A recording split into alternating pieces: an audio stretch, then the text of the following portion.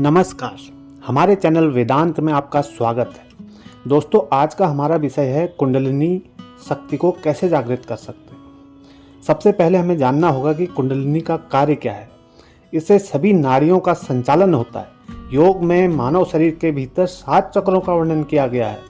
कुंडलिनी को जब ध्यान के द्वारा जागृत किया जाता है तब यही शक्ति जागृत होकर मस्तिष्क की ओर बढ़ते हुए शरीर के सभी चक्रों को क्रियाशील करती है।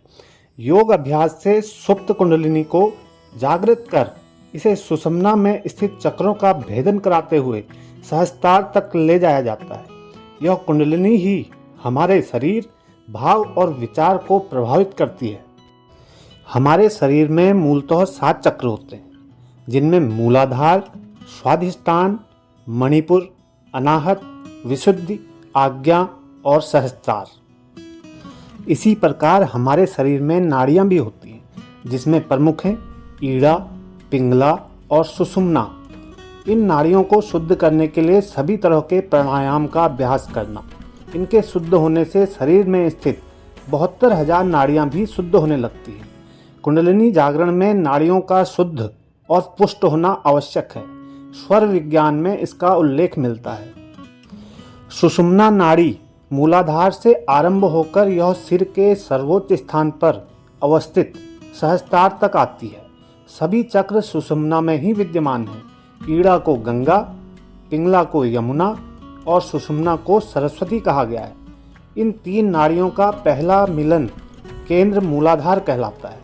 इसलिए मूलाधार को मुक्त त्रिवेणी और आज्ञा चक्र को युक्त त्रिवेणी कहते हैं।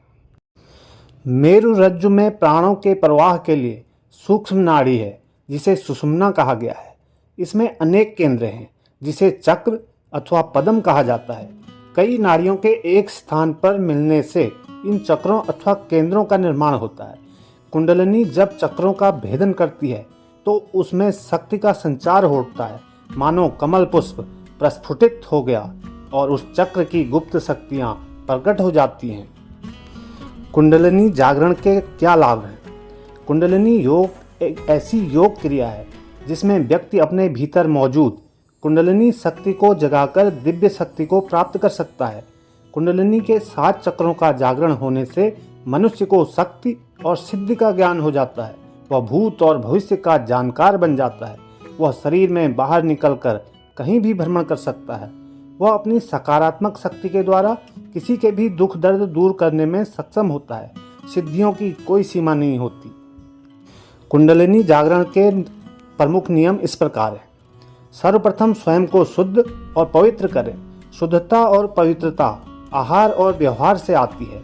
आहार अर्थात सात्विक और सुपाच्य भोजन तथा उपवास, और व्यवहार अर्थात अपने आचरण को शुद्ध रखते हुए सत्य बोलना और सभी से विनम्रता पूर्वक मिलना।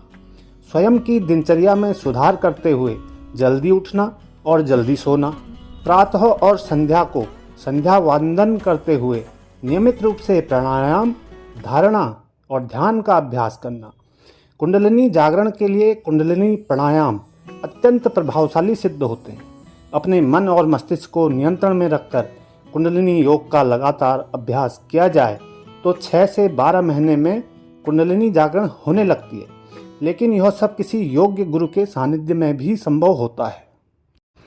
संयम और सम्यक नियमों का पालन करते हुए लगातार ध्यान करने से धीरे धीरे कुंडलिनी जागृत होने लगती है, और जब यह जागृत हो जाती है तो व्यक्ति पहले जैसा नहीं रह जाता, वह दिव्य पुरुष बन जाता है। कुंडलिनी एक दिव्य शक्ति है जो सर्प की तरह 3.5 फेरे लेकर शरीर के सबसे नीचे के चक्र मूलाधार में स्थित है।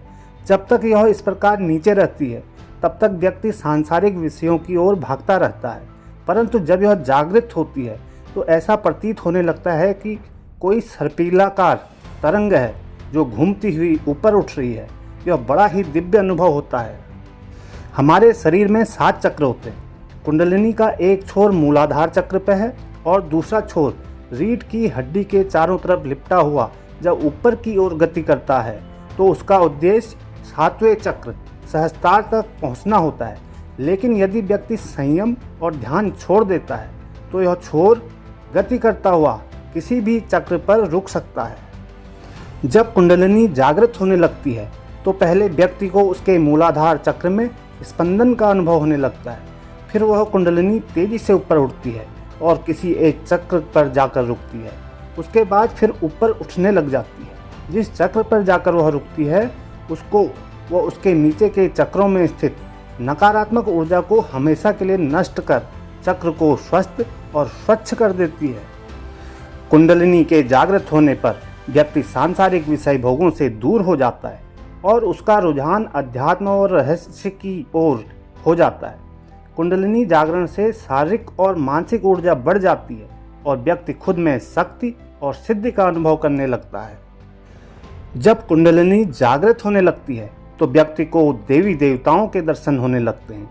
ओम की गर्जना सुनाई देने लगती है। आंखों के सामने पहले काला, फिर पीला और बाद में नीला रंग दिखाई देने लगता है। उसे अपना शरीर हवा के गुब्बारे की तरह हल्का लगने लगता है। वह गेंद की तरह एक ही स्थान पर अप डाउन होने लगता है। उसके गर्दन का भाग ऊंचे उठने लगता है। उसे सिर में चोटी रखने के स्थान पर अर्थात सहस्त्रार चक्र पर चींटियां चलने जैसा अनुभव होता है और ऐसा लगता है कि मानो कुछ है जो ऊपर जाने की कोशिश कर रहा है।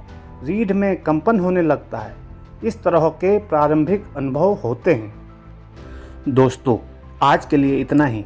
मिलते हैं एक नई वीडियो के साथ और एक नए विषय के साथ। धन्यवाद।